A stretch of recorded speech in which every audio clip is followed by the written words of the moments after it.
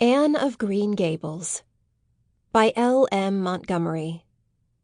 Read for you by Elizabeth Klett. Chapter 1. Mrs. Rachel Lynde is surprised.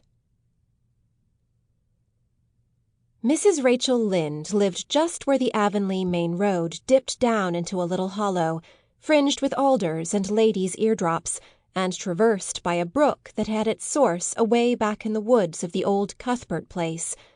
It was reputed to be an intricate headlong brook in its earlier course through these woods, with dark secrets of pool and cascade. But by the time it reached Lynde's Hollow, it was a quiet, well-conducted little stream, for not even a brook could run past Mrs. Rachel Lynde's door without due regard for decency and decorum. It was probably conscious that Mrs. Rachel was sitting at her window, keeping a sharp eye on everything that passed, from brooks and children up, and that if she noticed anything odd or out of place, she would never rest until she had ferreted out the whys and wherefores thereof. There are plenty of people in Avonlea and out of it who can attend closely to their neighbours' business by dint of neglecting their own. But Mrs. Rachel Lynde was one of those capable creatures who can manage their own concerns and those of other folks into the bargain. She was a notable housewife. Her work was always done and well done.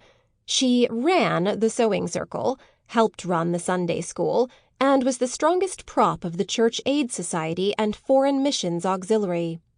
Yet with all this, Mrs. Rachel found abundant time to sit for hours at her kitchen window, knitting cotton warp quilts.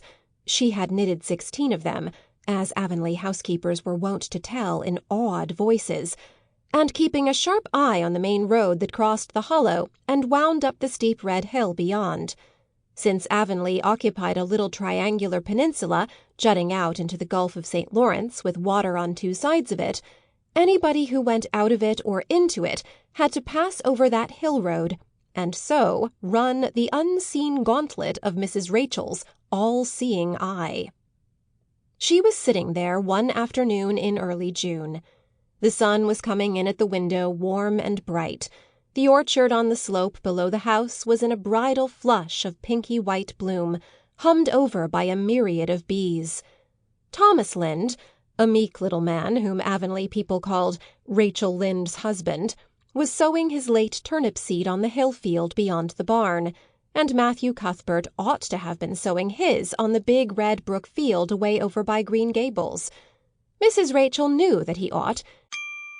Sample complete. Ready to continue?